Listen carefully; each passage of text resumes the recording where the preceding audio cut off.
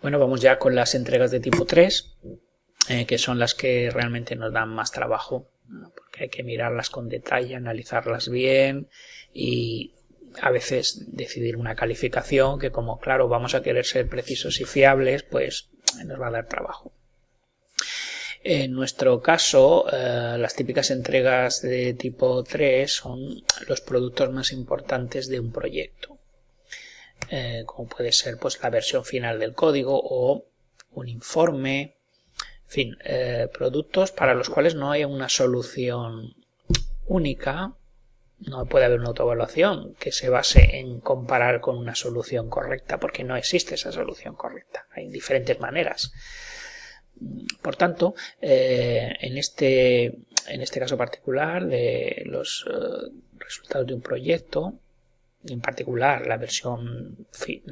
el código del proyecto, que es lo que hacemos en esta asignatura, pues tiene que haber lo que serían unos criterios de calidad que describan las características que tiene que tener ese producto para que sea bien calificado, ¿no? Eso es el primer requisito, tener una buena descripción de los criterios de calidad. Nosotros tenemos aquí, por ejemplo, el checklist para la versión 2. El proyecto tiene 3 versiones, la 1, la 2 y la 3, pues aquí hay los criterios que se usarán para verificarla, para evaluar la versión 2, ¿no? Entonces, fijaros qué aspecto tiene esta plantilla de criterios. Describe, pues por ejemplo, un 50% de la nota es comprobaciones de correcto funcionamiento. Pues el programa tiene que hacer todo esto, tiene que cargar fichero con los planes de vuelo, tiene que permitir listar los planes de vuelo del espacio aéreo, mostrar una alarma cuando se produzca un conflicto. Este programa es un simulador de tráfico aéreo y tiene que hacer todas estas cosas para merecer el 5 correspondiente a las comprobaciones de funcionamiento básicas. Pero además también tiene que ser robusto, eso vale 1,5 puntos, y estas son las pruebas que haré para verificar si es robusto o no. Tiene que ser también amigable, cosa que vale 1 punto, y estas son las observaciones que indican si es amigable o no. Luego tiene que estar bien organizado y documentado, etcétera. Aquí tenéis los criterios, lo que yo miraré para determinar la calificación, porque la versión 2 de este proyecto tiene una nota. La versión 1 no tiene nota. La versión 2 tiene una parte de la nota pequeña y luego está la versión 3, la definitiva, que es la que tiene el grueso de la nota. Para cada una de esas versiones hay una hoja de criterios muy parecidas todas ellas, porque la diferencia entre la versión 1 y la versión 2 es que a lo mejor la versión 2 hay algún elemento más, pero la mayoría de estos elementos ya están en la versión 1, como es lógico, y la versión 1 también tiene que ser robusto, amigable, etcétera. Por tanto, primer paso, una buena rúbrica con la descripción precisa de en qué me voy a fijar para verificar si el producto está bien hecho. Luego, como digo, los alumnos tienen que entregar pues las diferentes versiones. Aquí tenemos la versión 1 que tienen que entregar en la semana 7.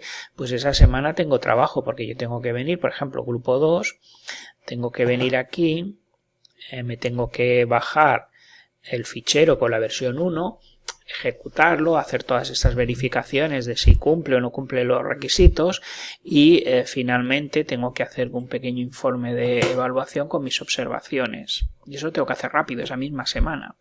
Aquí tenemos, por ejemplo, lo que les dije a este grupo. PETA, si no introduce los datos del obstáculo. El tiempo de ciclo es un parámetro tal. No hay un tiempo de ciclo diferente para cada vuelo. Lo que tenéis está bastante bien, aunque no sé qué. Poned más comentarios y botones para salir. Bueno, aquí, pues aunque hay poco texto, pues para llegar a esta síntesis de recomendaciones, pues he tenido que pasar un buen rato con este proyecto, analizando y mirando la hoja de criterios, pues la semana 7, que es cuando tengo que hacer esta tarea, pues tengo que reservar varias horas, mejor 3 horas para hacer esto. Esto sería la versión 1, luego viene un par de semanas más tarde la versión 2, en la que naturalmente espero que alguna de las observaciones que les he hecho para la versión 1 la hayan tenido en cuenta y por tanto, además de hacer las cosas nuevas que tiene que hacer la versión 2, pues hayan mejorado esos aspectos que les dije.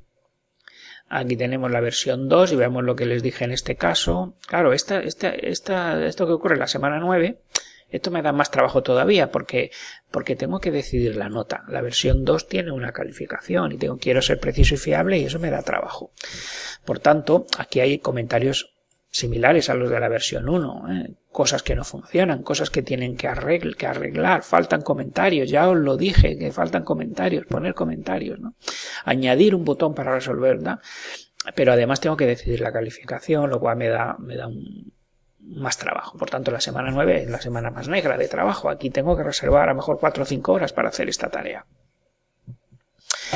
Y finalmente viene la versión 3, que es la que tiene mayor nota, mayor peso a la nota, pero también es la que menos trabajo me da, porque esto lo vamos a gestionar en la última sesión mediante un proceso de... esta no es... Aquí, mediante un proceso de evaluación entre compañeros. En esta sesión los alumnos tienen un ratito para poner a punto la versión 3, que ya es la versión definitiva, y hacer una autoevaluación. La autoevaluación pues es la opinión que tiene el grupo de si han cumplido o no los criterios de la versión 3, que son parecidos a la versión 2. No voy a abrir los criterios de la versión 3, pero son parecidos. Entonces hacen una autoevaluación. Esto está, esto no, esto definitivamente no nos ha dado tiempo, por tanto lo tachamos, y ya, si lo hacen bien, ya pueden hacer una estimación bastante precisa de la nota que van a sacar. Bien, por tanto hay una autoevaluación aquí. Pero luego hay una evaluación entre compañeros. Cada grupo va a visitar el proyecto de unos compañeros y durante media hora pues va a hacer pruebas, va a someterlo a una evaluación. Lo mismo que han hecho con su propio proyecto lo harán con el proyecto de otros compañeros y decidirán una calificación en función de lo que ellos vean allá.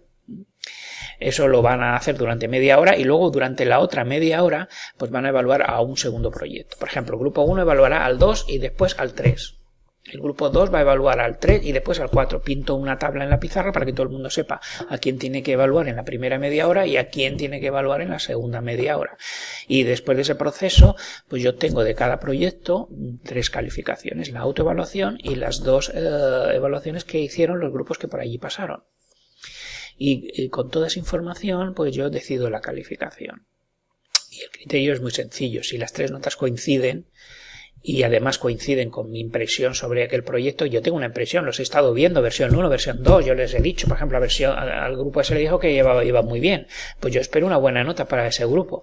Si todo eso cuadra, pues ya está, pongo la nota media, que le haya de esas 3, pongo la media y listo, y ya no pierdo más tiempo. Y en cambio, si no cuadran, si hay una diferencia importante, por ejemplo, entre la evaluación que hace un grupo y la evaluación que hace otro, o entre las evaluaciones de los grupos y la autoevaluación, pues entonces me lo miro yo más en detalle para acabar de ajustar la nota. Ese proceso me da mucho menos trabajo que los anteriores, con mucha frecuencia coinciden las evaluaciones, porque la rúbrica es muy precisa y por tanto o está o no está, entonces no hay mucho que discutir, y como con frecuencia coinciden las evaluaciones, pues pierdo poco tiempo. Ya no tengo que dedicar tanto tiempo, un tiempo que por supuesto ya había dedicado a evaluar la versión 1 y sobre todo la versión 2, ¿no?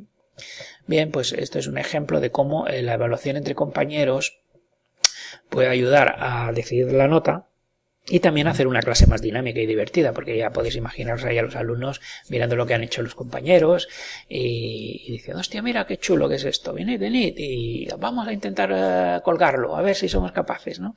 En fin, es una clase muy divertida. Tampoco me obsesiono mucho con el rigor de la evaluación, podría insistirles en que tienen que hacer una evaluación rigurosa, pero de momento ahí me relajo un poco y simplemente les dejo un rato de diversión, y eso sí, las calificaciones luego me ayudan a ser rápido y eficiente decidiendo la nota final.